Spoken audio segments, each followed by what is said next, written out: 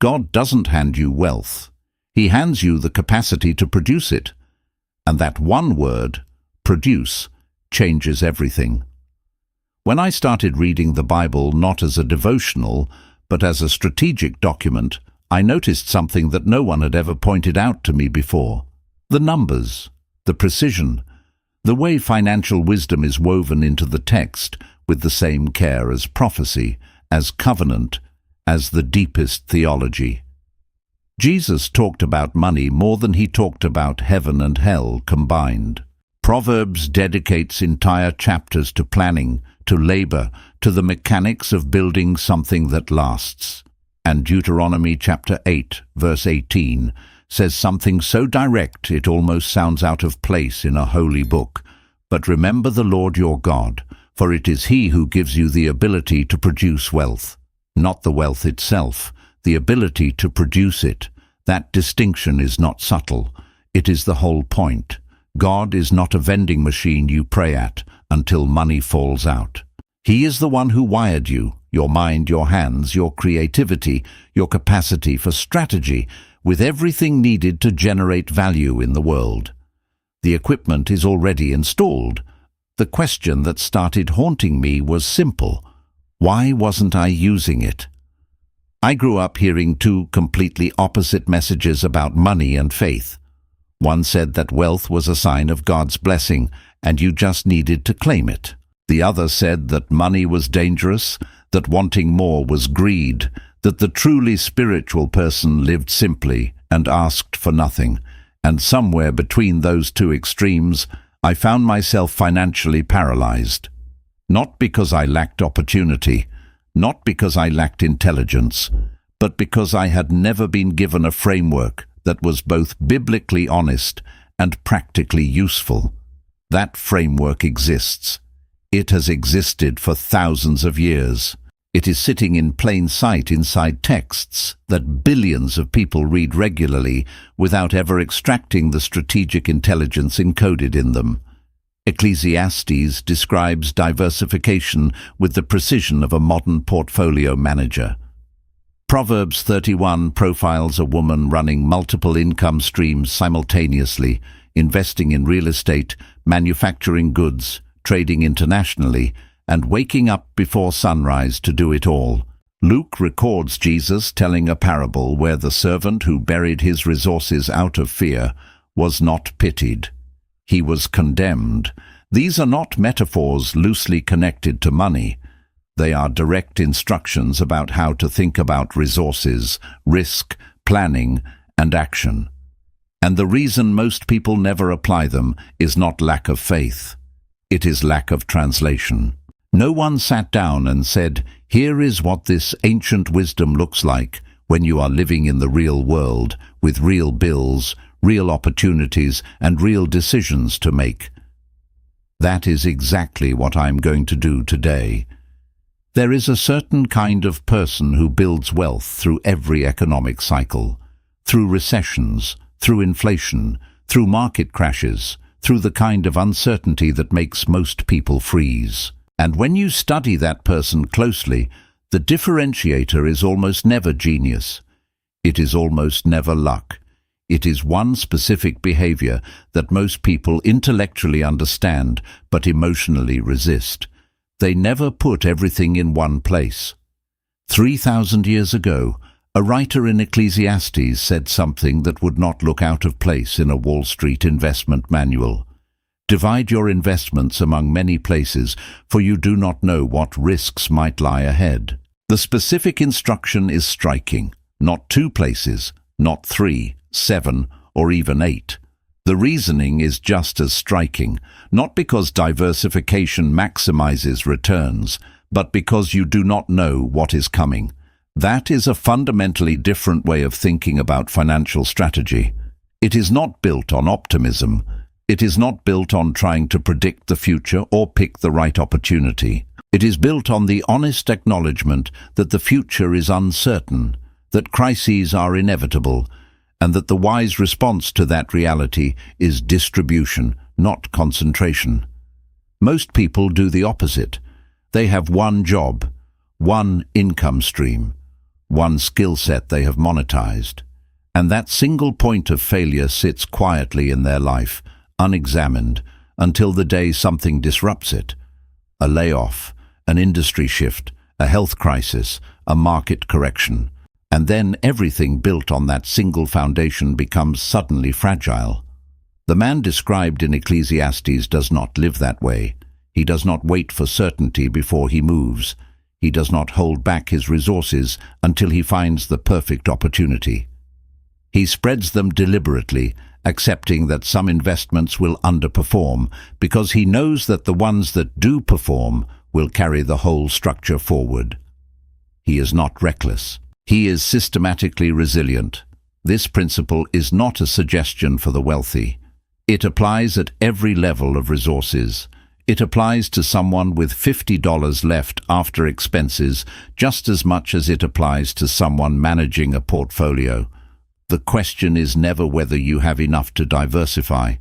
The question is whether you are intentional about not depending on a single source to sustain everything you have built.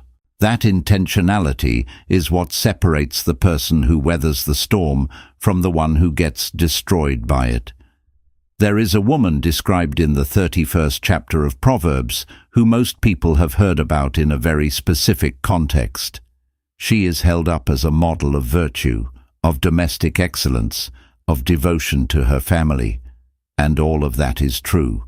But if that is the only lens you have ever used to read that passage, you have missed something extraordinary. Because when you read Proverbs 31 with strategic eyes, what you are actually looking at is one of the most sophisticated multi-income business profiles in all of ancient literature. She wakes up before dawn, not occasionally, consistently. While the rest of the household is still asleep, she is already moving, already producing, already creating value. That discipline alone separates her from most people who want financial expansion but are not willing to restructure their mornings to pursue it. Then look at what she actually does. She evaluates a field and she buys it. That is a real estate transaction. She does not ask permission. She does not wait for someone else to make the decision. She analyzes the opportunity. She determines it has value, and she acts. Then, with the profits from her own work, she plants a vineyard. She is reinvesting. She is taking what she earned from one venture and deploying it into another. She makes linen garments and sells them. She supplies merchants with sashes. That is a manufacturing operation with a distribution channel. She is not just producing locally for her household. She is trading. She has buyers. She has a market. And verse 18 says she sees that her trading is profitable and her lamp does not go out at night. She works late because she is tracking results and she likes what she sees. What you are looking at is a woman simultaneously operating as a real estate investor, an agricultural producer, a textile manufacturer, a merchant, and an exporter. These are not sequential chapters of her life. They are concurrent. They are all running at the same time, and here is what makes the end of that passage so powerful. Verse 25 says she is clothed with strength and dignity, and she can laugh at the days to come. She is not anxious about the future. She is not afraid of uncertainty, not because she has been promised that nothing will go wrong, but because she has built something substantial enough to absorb whatever comes. That confidence is not accidental. It is not a personality trait. It is the direct result of consistent, strategic, multi-front action taken over time. She earned the right to laugh at the future by refusing to be passive in the present. So the question you need to sit with is not whether you admire her. The question is how many fronts you are currently operating, because admiration without imitation is just entertainment. And this passage was never written to entertain you. There is a pattern that destroys more financial potential than laziness ever could. It is not ignorance. It is not lack of opportunity. It is the specific combination of enthusiasm without calculation. The person who starts strong, moves fast, commits early, and then quietly abandons everything 6 months later because the reality of execution did not match the excitement of the idea. You have seen this person. You may have been this person. The Bible has a name for what they skipped.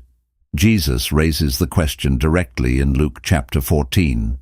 Which of you, wanting to build a tower, does not first sit down and calculate the cost to see if you have enough to complete it? The image is simple. The implication is surgical. Before you break ground, you sit down. Before you commit resources, you calculate. Before you move, you think.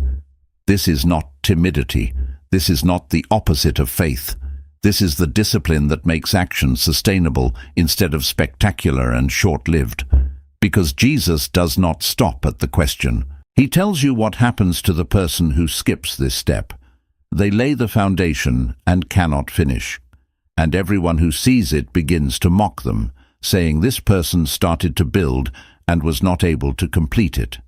The consequence of not counting the cost is not just financial, it is reputational. It is the erosion of credibility that follows every abandoned project, every half-built idea, every commitment made in excitement and dissolved in difficulty, and that erosion compounds.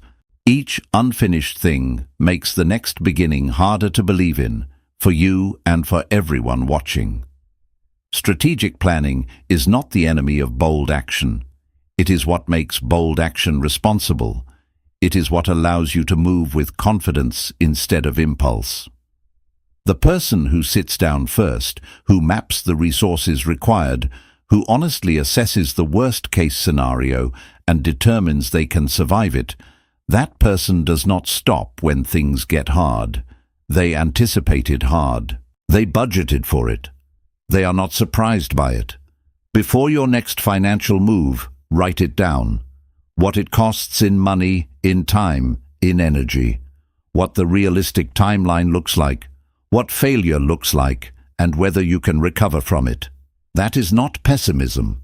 That is the exact discipline Jesus described as the prerequisite for building anything that actually gets finished.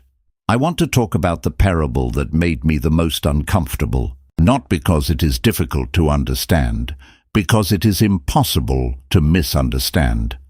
And when I read it honestly, with no theological padding to soften the edges, I had to confront something in myself that I had been calling prudence for years, but was actually something else entirely. In Matthew 25, a master leaves on a journey and entrusts his servants with significant resources. One receives 5 talents, one receives 2, one receives 1. The first 2 invest immediately. They put the resources to work. They take risk. They engage with the market. And when the master returns, both of them have doubled what they were given. The response is identical for both. Well done, good and faithful servant. You have been faithful with a few things. I will put you in charge of many things. Then comes the third servant. And what he did with what he was given is the part I could not stop thinking about. He dug a hole and buried it. He did not spend it recklessly. He did not lose it through negligence. He preserved it perfectly. He returned every single coin that was entrusted to him, and the master calls him wicked and lazy and takes everything he has. I used to read that and think it seemed harsh. Then I started understanding what burial actually costs. When you bury a resource, you are not protecting it. You are slowly destroying it. Inflation erodes money that sits still. Unused skills atrophy. Dormant relationships dissolve. Opportunities that are never acted on disappear permanently. The servant did not lose the talent in a dramatic way. He lost it the slow, invisible way that looks like safety from the outside, but is actually a quiet form of waste. And the reason he gave for burying it is the one that stopped me completely. I was afraid. That was his entire defense. I was afraid, so I hid what you gave me. And I recognized that voice immediately. I had used it myself, not in those exact words. I called it waiting for the right moment. I called it being responsible. I called it not wanting to make a mistake. But underneath all of those reasonable-sounding phrases was the same thing the servant confessed: fear. Fear disguised as wisdom is the most expensive thing I have ever carried. It does not announce itself. It does not feel like cowardice. It feels like caution. It feels like maturity. It feels like the responsible choice when compared to the recklessness of people who move too fast and lose everything. But the parable does not judge the servant for moving too fast. It judges him for not moving at all. The question I had to ask myself, and the question I am asking you now, is this: what has been entrusted to you that you have been carefully, responsibly, fearfully keeping underground? The principles have been established. The biblical case has been made. And at this point, the most common response I have seen in people who engage seriously with this material is a very specific kind of paralysis. They believe the principles, they accept the logic, they feel the weight of the parable.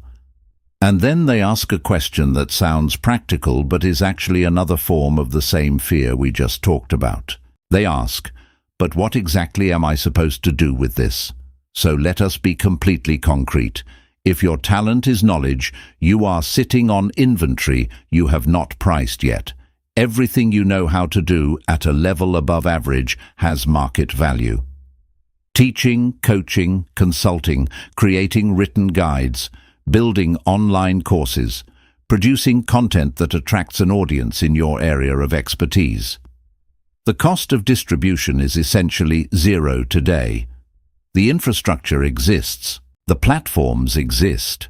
What is missing is the decision to stop treating what you know as ordinary because you have known it for a long time. If your talent is a technical or manual skill, the demand around you is constant and largely unmet. Electrical work, plumbing, carpentry, automotive repair, graphic design, web development, video editing, tailoring, specialized cooking. These are fields where competent people with a reputation for reliability can build a client base that generates consistent income outside of any single employer. You do not need to quit your job to start. You need a weekend and a willingness to do the first job well enough that the second job calls you. If your talent is capital, even in small amounts, the barrier to entry for investing has been removed almost entirely. Index funds, real estate investment trusts, fixed income instruments, fractional shares. These are not exotic vehicles reserved for people with large portfolios. They are accessible starting points that allow your money to work while you sleep, which is the most direct modern translation of the servant who put his talents to work immediately. If your talent is communication and relationship, you are operating in one of the highest value categories in the current economy. Sales, representation, affiliate marketing, brand partnerships, community building, recruitment. These are income streams built almost entirely on the ability to connect people and articulate value, which costs nothing to develop beyond deliberate practice and consistency. The point is not that you need to pursue all of these simultaneously. The point is that the excuse of not knowing where to start has never been less valid than it is right now. The woman of Proverbs 31 did not open every front on the same day. She built incrementally. The faithful servants in the parable did not wait for a perfect market condition. They moved with what they had, in the environment they were in, with the information available to them. You have a talent, probably more than one. The only remaining question is whether today is the day you stop treating it like something too valuable to risk and start treating it like something too valuable to waste.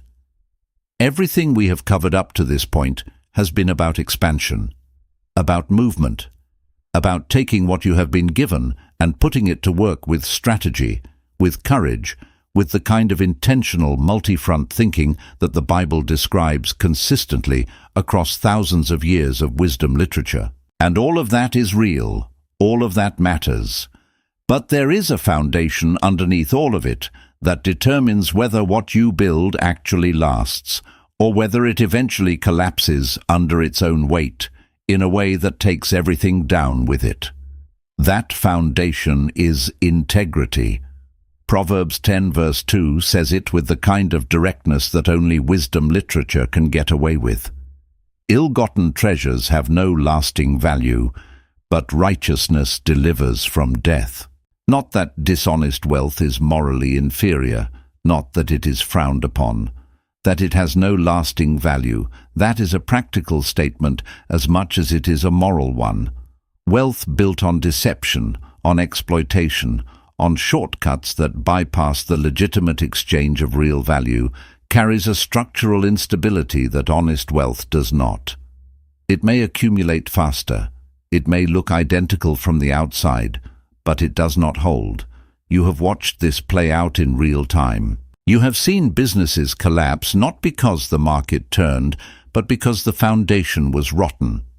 You have seen reputations built over decades dissolve in weeks when the methods behind the results were finally exposed. You have seen families inherit money and lose it within a generation, because what was passed down was wealth without the character that generated it, without the principles that could sustain it. Generational wealth is not primarily a financial concept. It is a character concept. What you are actually building when you build with integrity is not just an asset base. You are building a name. You are building a pattern. You are establishing a standard that the people who come after you will either inherit and multiply or inherit and destroy. The money is almost secondary to that. So as you move forward, as you diversify your income, as you act early, as you count the cost, as you take your buried talents out of the ground and put them to work, there is a question that needs to follow every opportunity you consider. Not just is this profitable, but does this hold up in the light? Can you explain exactly how this works to someone you respect? Is the value you are providing real, or is it constructed? Are the people on the other side of your transactions genuinely better off, or are they simply the source of your margin? Those questions are not obstacles to financial success. They are the filter that separates income that compounds into legacy from income that evaporates into regret. You were given the capacity to produce wealth. That capacity was not given to you so you could accumulate quietly and die comfortable. It was given to you to build something that outlasts you. Build it on something that deserves to last.